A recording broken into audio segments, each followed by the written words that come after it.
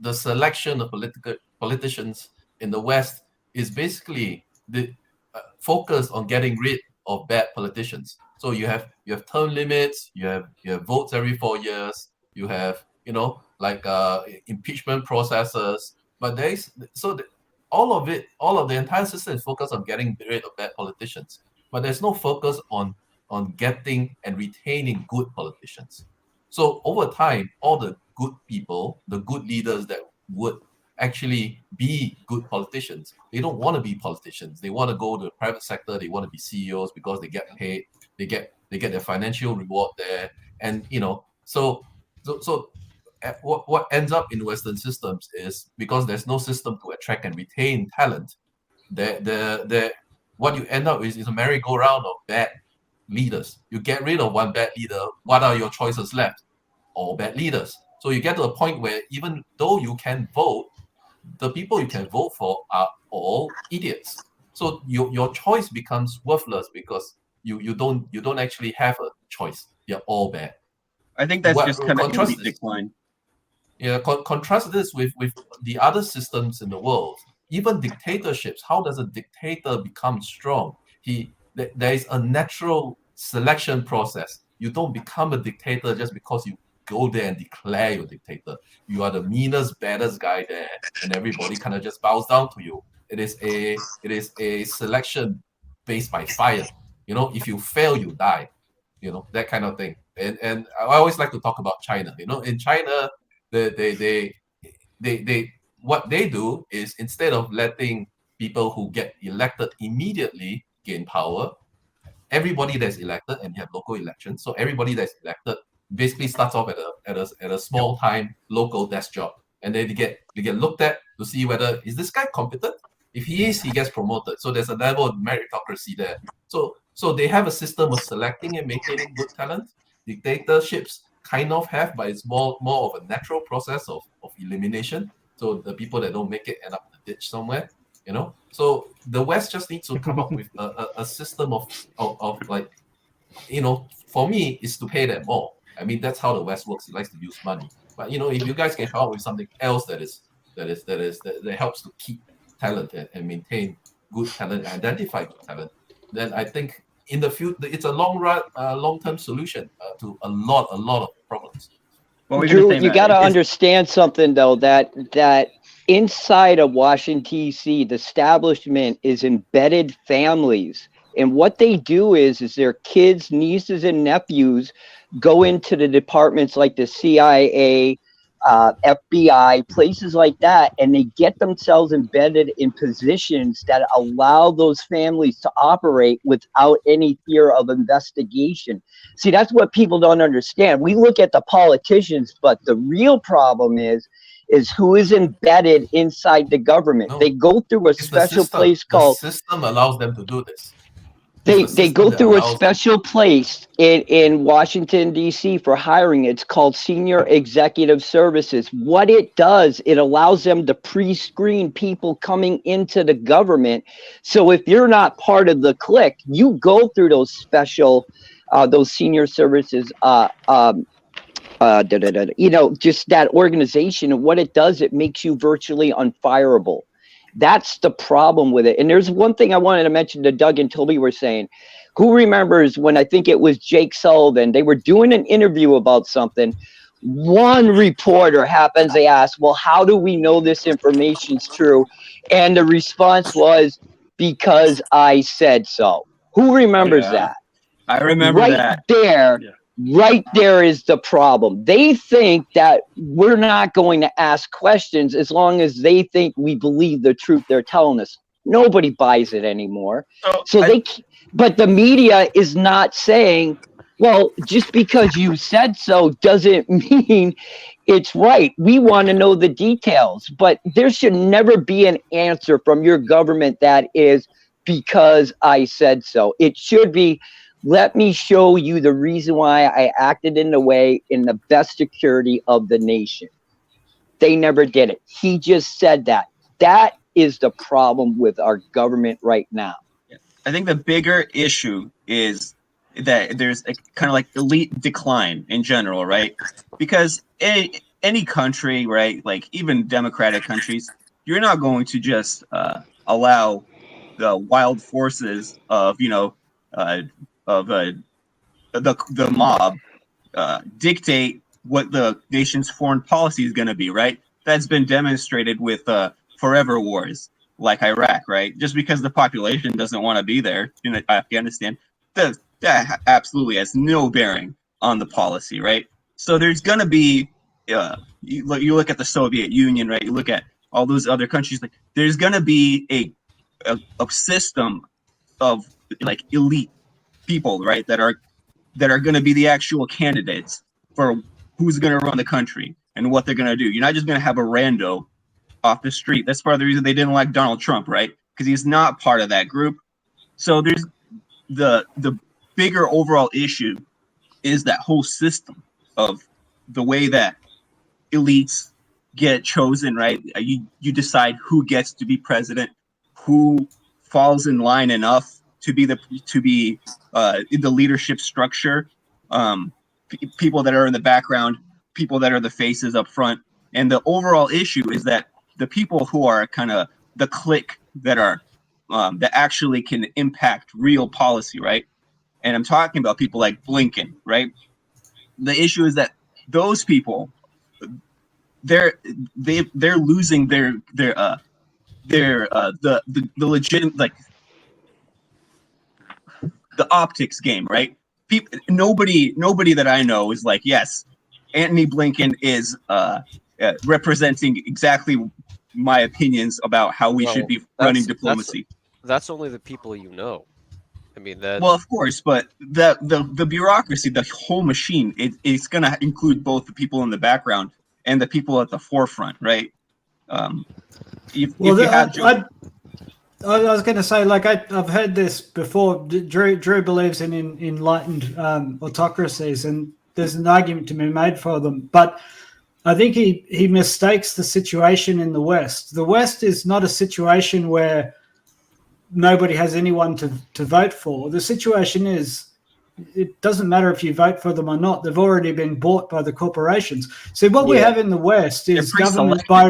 I agree. We have government by remote control. It doesn't matter who you vote for. Their party has already taken a huge amount of money from exactly the same corporations, no matter which party they are. And they are only there, right? The only way that you get to run for a safe seat, that you get to run, that the party puts you forward and pays for all your campaign ads, is if you are a compliant personality. Now, the thing about compliant personalities is that they're generally pretty... Yeah, right. So but she was very not compliant. She was... Yeah, no, she's completely compliant. She is completely compliant with the neocon agenda. Right? No one wants to set the agenda that everybody has to be compliant with. The thing about the political classes, and this is why we're seeing what I'm getting at here, this is why we're seeing an infantile level of reasoning and a frankly stupid behavior, is because they're being selected for their compliability. And a compliant person is generally someone who is quite stupid. And I don't mean to be mean to these people, but like not only stupid, but stupid to the point where they don't even know when they're doing things that will make them hated, right? Like some of the people in government in the West are frankly retarded. But arguably Biden can't even make a coherent sentence, right? No, it's true. It's true. And the level of stupidity that we're seeing is breathtaking. And there's a reason for that. And I have some insight into this because in a previous life, I had some stuff to do with political parties. The saying is you have to dance with those what brung you, right? And what we have in the West and pretty much all over the world is we have government by remote control, and the corporate executives and the party whips and the executives and the smart people who are behind the scenes, they are selecting people for how compliant they are. And what you end up with is very stupid people. And then what they have to do is when there's a crisis, these people, they have to wheel them out onto the stage, and then everybody gets to see a complete retard saying dumb stuff. Like that woman, that green woman in Germany saying, oh, let's do a 360. I mean, not yeah, right. It's like you've got to wonder if she can. You've got to wonder if she can open a combination lock on a bicycle, right? Like this is the level of stupidity that we're getting with these people. It's breathtaking, and we're seeing this everywhere. This causes a lack of confidence in the whole political system by the people. And I think that the people around the world have pretty much woken up to the fact that we live in a corporate technocracy. We have guys in the background of government who are bureaucrats. These are the ones Mehdi was talking about, right? The bureaucrats. These guys are smart, but they're not elected. They've got their own institutions that get themselves appointed. And as he rightly said, they represent the wealthy families and the elite, and they make the decisions that matter. And the people that we get to vote for are this revolving cast of retards who can barely tie their own shoelaces. And so that's our choice. We get to choose for one of these idiots. Well, I agree with you. I agree with hold up. I agree with what Toby said. I just want to point out one thing. There are the Kamala Harrises and the Joe Bidens, right? But then there is also the Obamas and the Clintons. So sometimes you do get your actual guy into the door. So it's not always that you're. Yeah. Can I respond to Toby? I fully agree with Toby with what you have said, but I think the money politics. Well, it's only a really bad problem in the U.S. From what I understand, in Europe, the money politics isn't that bad of a problem yet, and the money politics in terms of the rest of the world is actually not that bad. In China and Singapore, at least, we keep a good clamp down on it, and we don't let the corporations actually trump the politicians. Not over here, bro. There are multiple problems, and then the one that I mentioned is more, I think, pervasive throughout the whole West. The one you mentioned is more pervasive in the US. Every country has its own set of issues. Yeah. I just want to add, Toby, really quickly. Toby said real quick is this, because Toby's right on. There are gatekeepers at the local level. You have to get past that to even get into these smallest positions to learn your way up. And when we talk about the Republican or just the Washington D.C. establishment, like I say, that is full of old blue blood East Coast money that runs that. It's all embedded in there. They're all intermarried. So if you go after one, they all got to kind of gang up on you to try to save their own castle, which is Washington, D.C. You got to understand, you can't just jump into politics in the United States and make it all the way up just because you have a good message. Sometimes you got to plow through just local families themselves to try to get yourself on a ballot. And that's the truth of it. Like, you need loads of money to start a party and that. Like, here's the best way to look at it. Here's a good way to look at it. How many, in the United States, we see a lot of rich people enter politics. How many rich Congress people do you guys know? And then compare that to how many poor Congress people do you know? How many people enter the government as poor people? None. Only ones that became rich after. Like Biden. That's even a hard sell, man, because he was probably escorted up there. Winning elections cost money. Yeah, that's the tragedy of our system. Even on a local level, there are still power centers. Like, in my state, the Mormons, for example, are a very strong group, and they have political clout. They have political impact. Sometimes they can put their guy into office. It's and the Mormons understand that they have some kind of power in certain states, and they're very possessive of that. And people that want to rise even to local positions of power, they have to play nice with them. They have to throw them a bone every once in a while. So there's gatekeepers starting from the local level, but all the way up. Once you get to the presidential debates, who gets to decide? Who even gets to appear on the TV for a debate? If you're not part of one of the two major parties, you're probably not even on the ballot in every state. So there's gatekeeping on gatekeeping. Brother, that's quite interesting because it's what the power of religious groups in the US is huge. It's not always visible, but if you pay attention to the discourse, it's impressive how much the religion plays a role in American politics. So you were talking about the Mormons, but not just the Mormons. Many evangelical churches, the Jews, of course, that's well known. Perhaps too much talk than what it really is. And interestingly enough, although the Catholic Church is one of the most important religious groups in the U.S., they have very little power. Can you comment on that? I think after Kennedy's assassination, there was really the power of the Catholic Church and their ability to impact politics on a national level definitely took a hit, and we can kind of see that because it boils down to power centers, and when you have something that's been decapitated, it's going to take a long time to build that up. And if you have a lot of people that are trying to fight for jockey for these positions, right? Because it wasn't just one Kennedy that got assassinated. It's going to, there's some kind of shadow wrestling in the background for these politics as well.